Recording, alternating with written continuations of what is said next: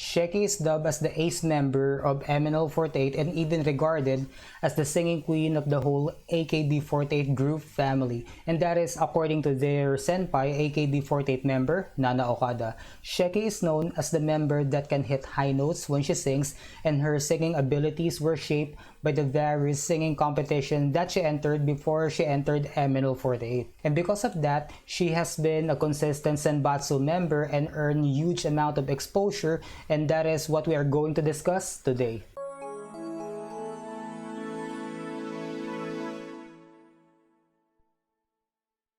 Before joining MNL48, Sheki is no longer new to joining talent competitions, especially singing competitions. And to name a few, Sheki mentioned she joined The Voice and Tawag ng Tanghalan, and those were both singing competitions in ABS-CBN.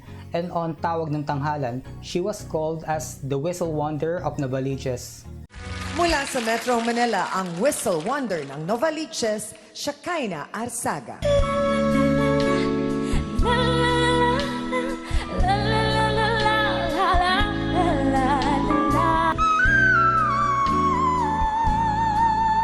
Before MNL48, those could have been Sheki's biggest competition but failed. But that's just fine, because if she already won in either of those competitions, then Sheki would not have joined or auditioned for MNL48 if she already made it big in one of those competitions.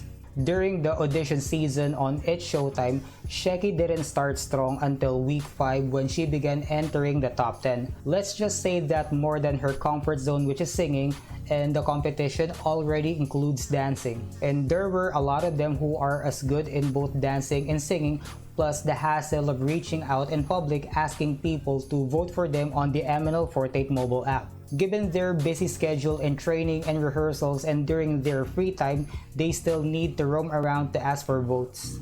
Until the moment of truth came, which was the first general elections, where the metrics of each aspirant no longer includes scores from the panel of judges and coaches, but purely votes from people. And that time, each account on the MNL48 mobile app can only vote for one aspirant. And on the first general elections, Sheki rose as the center of the first generation of MNL48. And with that being said, we can say MNL48 first general elections was the culmination of Sheki's long journey in joining talent competitions, and finally she made it and became the center of the first idol group in the Philippines, which was MNL48. Sheki is dubbed as MNL48's powerful stage queen because she is known for her ability to belt high notes and compelling dance moves.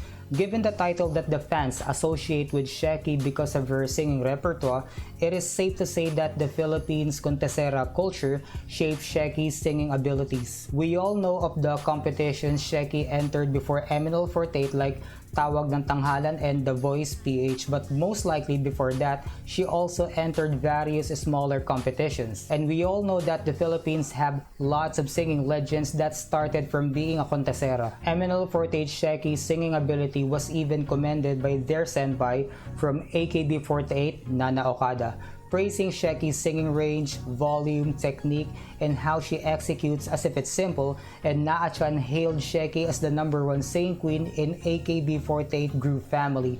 The biggest validation Sheki received so far from their senpai in AKB48, and it was their performance in AKB48 Asia Fest in Shanghai that MNL48's singing ability was showcased, and even international fans praised MNL48. And of course, listening to the a cappella version of 365 Araw ng Eroplanong Papel, it's hard to ignore Sheki's high notes. Sige, lumipad ka, subukan lumipad.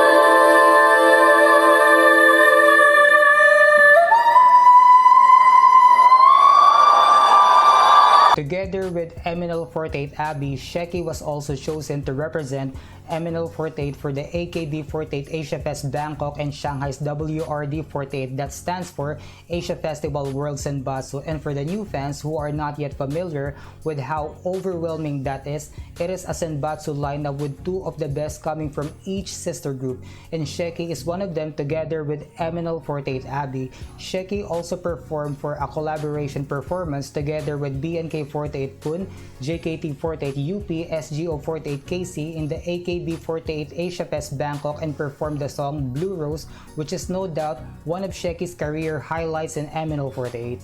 And then came MNL48's second general elections, and it was time again for fans to vote for their favorite members. But that time around, when general elections gets real for both MNL48 members and the fans, unlike the first general elections wherein the voting is done through the MNL48 mobile app and it was for free, for the second general elections, the voting tickets were then bundled with MNL48 singles.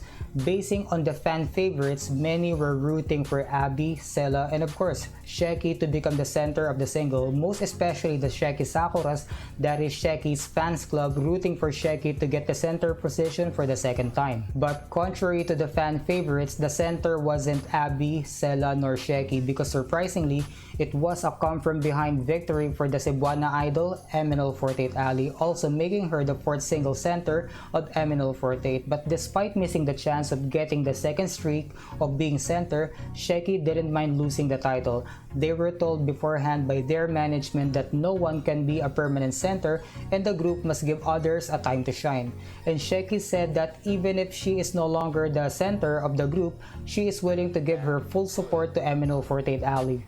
Being one of MNL48's most popular members, Sheki has been a mainstay of the Senbasu and Kami7 from the first general elections until today, making Sheki present on all of the music videos of the main single with a good amount of screen time. With that being said, it's safe to say that any of the 4 high spots are already reserved for Sheki and some others. And whenever MNL48 will appear on TV guestings, most likely Sheki will be one of them.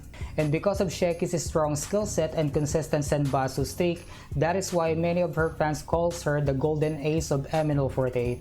And more than being a consistent Senbatsu and Kami7 member, Sheki has been a center of many MNL48 singles and songs. Sheki is the center of Ay Takata Gusto Makita, Pag-ibig, Fortune Cookie, and 365 araw ng Eroplanong Papel, and those were 3 singles consecutively. And to add, she is also the center of the songs released during Christmas season, such as Amazing Grace and Hash Love. And on Himig Handog 2018, when MNL48 collaborated with 2 Himig Handog participants, Crystal and Sheena, Sheki was featured as a rapper for the song Dalawang Pag-ibig Niya. Pag-ibig nating dalawa, bakit ang dami-daming walang sakit sa panga? And because of being a consistent Senbatsu member and being a center of 3 consecutive singles, there was a time that Sheki gained haters. But of course, since Sheki has a strong skill set and loyal fan base that believes in her, Sheki gained a lot of support from both members and the fans. Because if you are a real fan, you should know why Sheki deserves all of the exposure that she is getting, and she also got the support even among fans who are not her supporters. So regardless of Sheki's small frame, she emerges as the vocal heavyweight of MNL48, but more than her superior singing abilities, Sheki is also known to have a funny personality. Sometimes being so good at something can make a person look overwhelming, and Sheki's sense of humor creates a balance between her singing abilities and personality.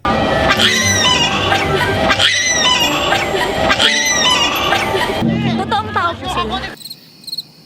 Karaniwan dito kami ngayon sa park ng Mitsubishi.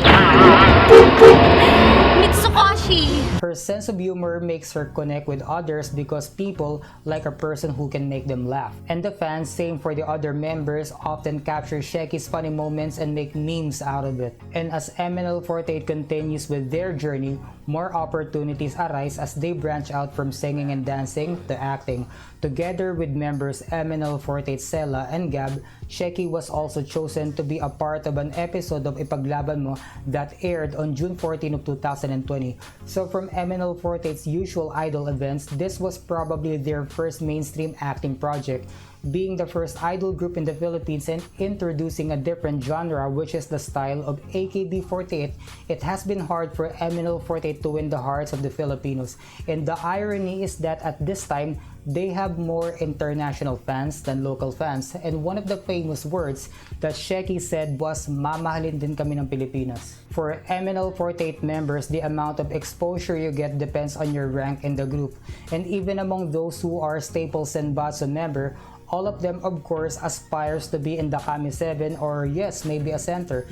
That is why since the competition to become a center is getting harder, being top in the ranks in the general elections has been elusive even for Sheki. That is why Sheki's loyal fan base, the Sheki Sakuras, are always motivated to regain the center spot that was once for Sheki, but only time could tell when Sheki would regain the center spot. And on March 17 of 2021, a surprise announcement came when MNL48 Alice stepped down from captaincy and passed it on to Sheki. MNL48 Alice was elected to be the overall captain of MNL48, resulting from the vote she got from the members on May 5 of 2018, few days after the first general elections, and beginning the third generation of MNL48, Sheki will now take over. And for the new fans, being a captain is different from being a center, and there have been instances wherein during the days that MNL48 Sheki was the center of 3 singles, she was mistaken to be the leader of MNL48. The center is the face of the group for a single, and the captain is the one who leads the whole group. And that's all I have for you guys in this video, and I hope you learned a lot of things about MNL48 Sheki, especially if you are an MNL48 Sheki Kamiyoshi. And if you would like to see future contents just like this one, please subscribe and hit the notification bell. And if you stayed till the end of this video, I appreciate your time, and I'll see you in the next one. Take it easy, friends.